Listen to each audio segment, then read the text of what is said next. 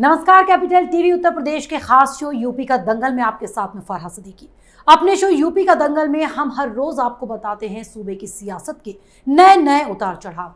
और आज बात करेंगे सूबे के मुखिया योगी आदित्यनाथ की, जिन्होंने एक इंटरव्यू में हार के डर से किसी सीएम के नोएडा और बिजनौर जिलों का दौरा न करने पर पूछे गए सवाल पर कहा कि वो पूरे राज्य के मुख्यमंत्री हैं, धर्म और परंपराओं का पालन करते हैं, उन्हें भगवान पर पूरा भरोसा है और इस तरह के अंधविश्वास में कोई दिलचस्पी नहीं। तो वहीं सूबे की सियासत, राज्य की कानून व्यवस्था, कोविड-19, किसान आंदोलन और जनसंख्या नियंत्रण जैसे मुद्दों पर भी सीएम ने बेबाकी से अपनी राय दी। और इसी पर बात करने के लिए आज हमारे साथ स्टूडियो में मौजूद हैं कैपिटल टीवी के editor in chief doctor Manish Kumar. Doctor साहब, बहुत बहुत स्वागत है आपका। धन्यवाद। डॉक्टर साहब, ये कहा जाता है कि उत्तर प्रदेश के 2 जिले नोएडा और बिजनौर ऐसे हैं जहां जो भी सीएम जाते हैं वो अगली बार सत्ता में नहीं आते हैं। लेकिन योगी जी ने इसी साल मई में नोएडा का तो दौरा किया था। इस पर जब उनसे सवाल किया गया तो उन्होंने कहा कि भगवान पर भरोसा है, उन्हें पूरी तरह से अंधविश्वास में यकीन नहीं रखते। योगी जी खुद योगी हैं, खुद तंत्र मंत्र सारी कुछ की जानकारी है उनको कौन इन सब चीज़ से डरा सकता है। लेकिन ये बात बहुत सही है कि एक अंधविश्वास था कि नोएडा जो आता है वो वापस फिर जो है मुख्यमंत्री नहीं बन पाता, और इस चक्कर में अखिलेश यादव कभी नोएडा आए नहीं आए। लेकिन योगी आदित्यनाथ तो कोविड के दौरान नोएडा आए, बाकायदा वो आपने वीडियो देखा होगा कि इस मीटिंग के दौरान सारे डीएम को जो है वो एक के बाद एक वो क्लास लगा रहे थे, डांट लगा रहे थे। तो वो अपने आप में इस चीज़ को बता रहा है कि योगी आदित्यनाथ अपने इमेज मेकिंग में जो है वो लग गए, या यूँ कहें ममता बनर्जी की लैंग्वेज में कि ये जो इंटरव्यू है वो खेला कर रहे हैं। सिर्फ वही नहीं, और भी बड़े बड़े अखबारों को उन्होंने इंटरव्यू दिया है, एक के बाद एक वो आता जाएगा। वो क्यों हो रहा है? It is part and parcel of the campaign. वो कैंपेन भारतीय जनता पार्टी का डिजाइन हो चुका है। सीएम ने अपने इस इंटरव्यू में तमाम उपलब्धियां गिनवाई, तमाम योजनाओं का भी जिक्र किया, विपक्ष को भी नहीं छोड़ा। वो सारा को वो दरअसल ये कैंपेन का हिस्सा है। टीवी पे कब आना है, किस टेलीविज़न पे आना है, अखबार में कब आना है, अखबार वालों से किस तरह से डील करना है। अब ये पहला इंटरव्यू किस में आ रहा है? द हिंदू पे। और हिंदू अखबार है किसका? वो नाम का हिंदू है, वैसे वो एंटी हिंदू अखबार है। वो एन राम, वो अफवाह गैंग का कमांडर इन चीफ, उसका अखबार है ये। उसको दिया योगी जी ने इंटरव्यू। उस अखबार का एडिटर इन चीफ कोर्ट में गया हुआ है कि पेगासस के मसले के ऊपर जुडिशियल जांच हो, रिटायर्ड जज के अंदर एक कमेटी बनाई जाए, उसमें उसकी जांच की जाए। सरकार के खिलाफ एडिटर वो सुप्रीम कोर्ट में जाकर के बीजेपी और मोदी के खिलाफ वो जहर उगल रहा है, और मुख्यमंत्री अखबार में इंटरव्यू दे रहे हैं। तो इसका मतलब साफ है कि it is a well plan exercise.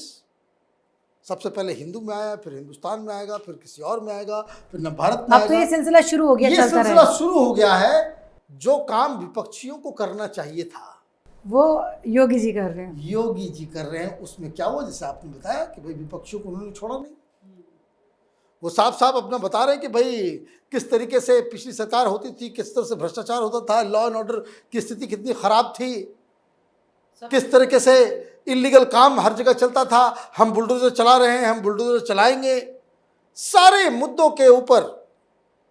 और वो मुद्दे जिनको लेकर के योगी आदित्यनाथ जनता के बीच जाकर के वोट मांगने वाले हैं, उन सब मुद्दों के ऊपर राफ साफ उन्होंने बातें की, दो टूक बातें की।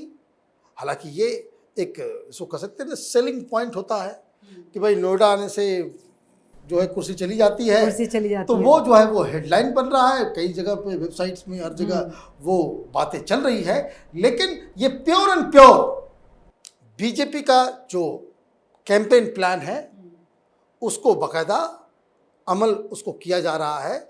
और ये इंटरव्यू किस वक्त आ रहा है? उस वक्त आ रहा है कि अगले 24 घंटे में अंदर वो जाने वाले हैं कहाँ? अयोध्या। तो आप देखिए कि एक तो बार बार योगी जी के इमेज को, योगी जी के काम को, योगी जी के प्रशासन कुशलता को, योगी जी के हिंदुत्व को, योगी जी के राम लल्ला के प्रति विश्वास को, योगी जी का जो है आतंकवाद के खिलाफ लड़ाई को, योगी जी का जो कोविड के दौरान बहुत सारे सवाल किए गए इसमें जी।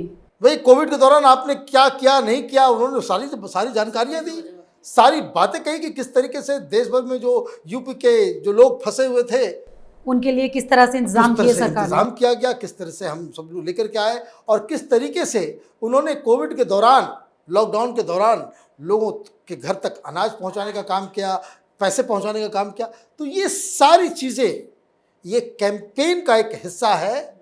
और मैं फिर कह रहा हूँ, जो काम विपक्ष को पहले करना था कि ताकि वो योगी जी से सवाल पूछ रहे, तो वो हो नहीं रहा। उन्होंने पहले ही सभी सवालों के बिना सवाल के जवाब दे दिए और योगी जी जो है वो उल्टा जो है उधर सवाल कर रहे हैं विपक्षियों से। तो ये अपने आप में जो है ये वो चल रहा है। मुझे लग रहा है कि भारतीय जनता पार्टी का कैंपेन जो है वो फुल स्विंग में आ गया है और वो सारी चीज़ें जो है वो गतिमान हो चुकी हैं। वो डॉक्टर पेश पकड़ रहा साहब, है। मुख्यमंत्री ने अपने इस इंटरव्यू में एक और ख़ास बात कही। मुख्यमंत्री पर्यटन संवर्धन योजना के तहत विधायकों से ये कहा गया था कि किसी भी धार्मिक स्थल के लिए अगर उसका सौंदर्यीकरण कराना है तो उसके लिए बताया जा सकता है, सीएम उसके लिए पैसा देंगे। लेकिन जो सीएम के पास जो चीज़ें पहुँची उसमें ज़्यादातर मस्जिद या फिर दरगाह नहीं थी शामिल। समाजवादी पार्टी के विधायकों ने जो दिया है उसमें ज़्यादातर मंदिरों के सौंदर्यीकरण का उन्होंने प्रस्ताव दिया है। अब तक तो बीजेपी का ये था, जाहिर सी बात है बीजेपी मंदिर की बात करती थी, लेकिन सपा भी क्या अब उसी रास्ते पर नजर आ रही है। देखिए, ये बताता है कि कितना छिछला है इनका सेकुलरिज्म। मुसलमानों के प्रति, मुस्लिम मुद्दों के प्रति, मुस्लिम समाज के प्रति, मुसलमानों में जो गरीबी है उसके प्रति, जो मुसलमानों के जो असली मुद्दे हैं, रोजी रोटी, एजुकेशन, हेल्थ, महिलाएं, स्वास्थ्य, ये सारी चीज़ों के ऊपर ये तथाकथित जो विपक्ष की जो पार्टियां हैं उनका कमिटमेंट क्या है वो इससे दर्शाता है। अब आप देखिए, आपने बहुत ही वैलिड पॉइंट उठाया है कि समाजवादी पार्टी के ज़्यादातर जो एमएलएज हैं उन्होंने अपने अपने इलाकों के मंदिरों को सुंदर बनाने के लिए अगर वो प्रस्ताव दे रहे हैं तो इसका मतलब तो बिल्कुल ही साफ है कि भाई ये जो है सारे लोग वो योगी जी की नकल में लगे हुए हैं। योगी जी ने तुरंत कहा होगा कि समाजवादी पार्टी की तरफ से ये डिमांड हो रहा है, इसको प्रचार प्रसार भी करो और मंदिर को सुंदर भी बना डालो, सुंदर भी बनाओ। तो ये देखिए, मैं बार बार इस बात को कहता हूँ और ये बात बार बार सुननी भी चाहिए और बार बार लोगों को बतानी भी चाहिए। सेकुलरिज्म का गंदा खेल हिंदुस्तान जो है ना वो आज़ादी के बाद से देख रहा है। लोग थक गए, उब गए। ये लोग देखिए, आप भाषणबाजी में आप लाख अपीसमेंट का जो है की बात करते हैं, रिजर्वेशन मुसलमानों को दे देंगे तो हम ये कर देंगे, तो हम वो कर देंगे, हम ऐसे कर देंगे, मुसलमानों के लिए ऐसा, माने सारे दरवाजे खोल देंगे। ये सिर्फ चुनाव से पहले मुस्लिम समाज को ये तथाकथित सेकुलर पार्टियां जो मुसलमानों के वोट की वजह से सत्ता में आती हैं, इन्होंने मुसलमानों को जो ठगा है उससे बेहतर किसी ने नहीं ठगा है, किसी ने नहीं ठगा है। आज मुसलमानों की स्थिति दलितों से भी बदतर है हर पैरामीटर के ऊपर। अभी देखिए बवाल मच रहा है, सच्चर कमेटी फिर से जो आ गया है, तो सच्चर कमेटी की रिपोर्ट ने बता दिया भाई किस तरीके से सारी चीजें जो है वो मुसलमानों के फेवर में नहीं है। अब भाई 70 साल तक देश में सेकुलर पार्टियों का राज रहा, क्या स्थिति हुई मुसलमानों की? और मुसलमानों की स्थिति बद से बदतर हो गई। तो ये सेकुलरिज्म मुसलमान चाटेगा, क्या करेगा? आपको बीजेपी आरएसएस का डर दिखाया, ये किया वो किया, और मुस्लिम जो रहनुमा है वो पैसे भी ले लिए, मौलवी मौलाना पैसे लेकर के वोट की इसको कहते थे कि धंधा करते ये लोग कि हमें इतने पैसे चाहिए, हमें ये दे दो तो हम जो है यहाँ पे देख लेंगे, लोगों को कह देंगे, हालांकि उनसे कुछ होता नहीं है, लेकिन एक साइकी आपने क्रिएट कर दिया, सारा कुछ कर दिया। तो ये जो मुसलमानों के साथ जो सो कह सकते कि धोखा, अगर अब मैं तो ये कहता हूँ भाई अपीचमेंट में ही, तो आप बताओ भाई आपने कौन सा ऐसा योजना, क्या कौन सी ऐसी योजना, कौन सा ऐसा काम आपने जो मुसलमानों के लिए किया, मुसलमानों के लिए किया है। चल भाई इसमें भी मैं मान जाऊंगा कि चल भाई कम से कम वादे के तो पक्के हो, मतलब ठगना इधर भी है, ठगना उधर भी है, वहां बैठे बैठाए एक नहीं डॉक्टर साहब, ठगना तो दोनों तरफ है, लेकिन इनसे जो सेकुलर पार्टी खुद को कहती है, उनसे अच्छा काम तो केंद्र की मोदी सरकार ने कर दिया। महिलाओं के लिए कम से कम 3 तलाक का बिल ले आई। अब ये देखिए, और दूसरा मैं एक बात और कहता हूं कि ये कौन पार्टी सेकुलर है, कौन पार्टी सेकुलर नहीं है, इसका मापदंड क्या होना चाहिए? इसका मापदंड टेलीविजन चैनल में वो जो बेवकूफ जैसे मौलवी मौलाना आते हैं, वो बहुत सारे जो लोग आते हैं, उनके भाषण से तय नहीं होगा।